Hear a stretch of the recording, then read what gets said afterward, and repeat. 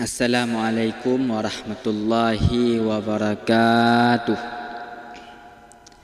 Alhamdulillahillazi bini'matihi tatimmus shalihat wa bizikrihi awsiyaihi wa ahyarihi tatanazzalul barakah. Segala puji kepada Allah Subhanahu wa ta'ala yang telah melimpahkan rahmat dan karunia-Nya Allah kepada kita semua. Syukur alhamdulillah, Allah masih memberi kesempatan kepada kita pada hari ini sehingga masih dapat menghirup nafas seperti biasanya. Kemudian selawat beserta salam kepada Rasulullah Muhammad sallallahu alaihi wasallam. Hadirin yang terhormat, Allah memerintahkan kepada kita untuk bersyukur. Bersyukur atas segala nikmat yang telah Allah berikan kepada kita. Jadi yang dikatakan dengan syukur ini apa? Yang dikatakan dengan syukur adalah menerima apa saja yang telah diberikan oleh Allah kepada kita, dan tidak mengubah apa saja nikmat yang telah Allah titipkan kepada kita. Karena bila kita ubah nikmat yang telah diberikan oleh Allah kepada kita, itu dikatakan kita bukanlah orang yang bersyukur. Bila kita memiliki sesuatu kekurangan pada diri kita, jika ada pada diri kita sesuatu yang kurang, maka itu pun perlu kita syukur. Karena dalam kehidupan ini ada hal yang perlu kita pandang ke bawah dan ada hal yang perlu kita pandang ke atas. Hal apakah yang perlu kita pandang ke atas dan hal apakah yang perlu kita pandang ke bawah? Yang perlu kita pandang ke atas adalah bila seseorang kita melihat dia sangat kuat dalam beriman, dia sangat kuat dalam beribadah, kita harus memiliki minat untuk terbang ke atasnya. Artinya dia begitu kuat dalam beribadah, aku harus lebih kuat daripadanya. Itu yang dikatakan pandang ke atas. Yang dikatakan pandang ke bawah bagaimana? Jika seseorang, misal ini kita katakan, seseorang itu tidak memiliki tangan, maka bersyukur olehmu walau engkau tidak memiliki tangan. Kita harus melihat yang ke bawah. Saya cuma tidak memiliki satu tangan, tapi ada saudara kita yang mereka itu dua tangan tidak mereka dapati, tidak mereka miliki. Orang yang tidak memiliki tangan keduanya, orang itu harus memandang ke bawah lagi.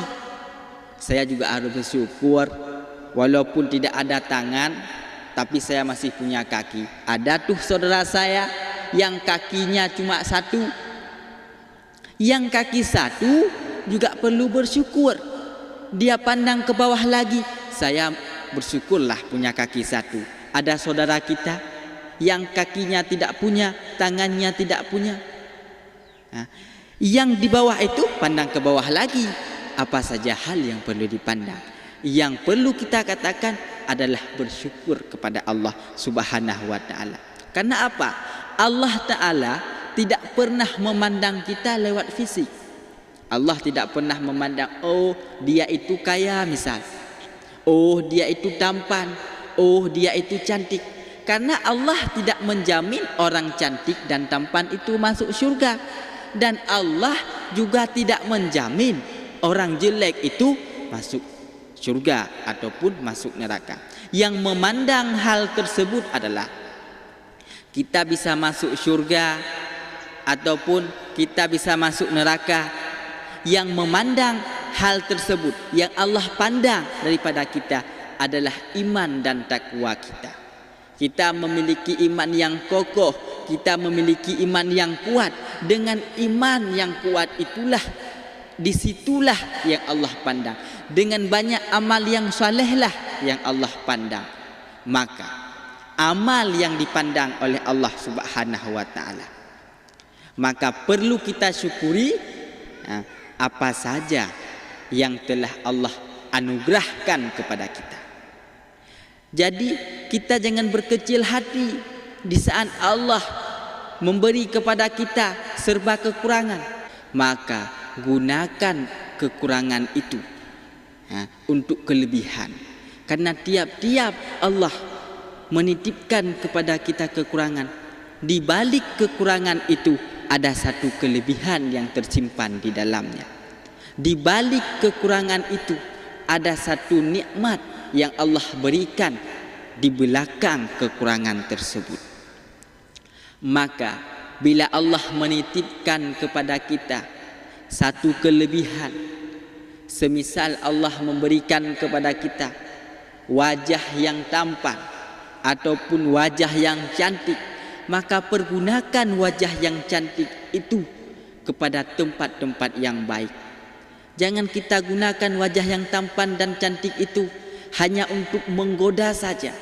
Aku sudah memiliki wajah yang begitu tampan, aku bisa menggoda para wanita. Jadi jangan gunakan itu.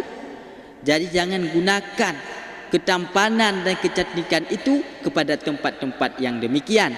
Karena bahwa sesungguhnya hal yang demikian sangat dimurkai oleh Allah Subhanahu wa taala. Hadirin yang terhormat, yang dimuliakan oleh Allah Subhanahu wa taala, bersyukurlah atas nikmat yang telah diberikan oleh Allah Subhanahu wa taala.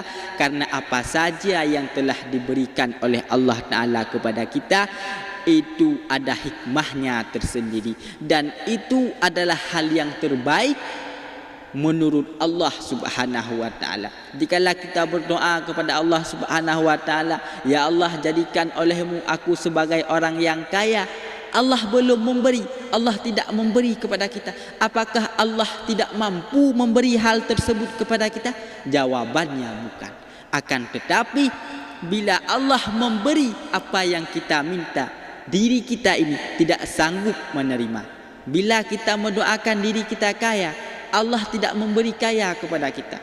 Mungkin jika Allah memberi kaya kepada kita, dengan harta kekayaan ini dapat menjerumuskan kita ke dalam neraka, maka Allah tidak memberi. Artinya Allah tidak memberi kaya sebagaimana yang kita doakan tadi, itu membuktikan bahwa Allah sayang kepada kita.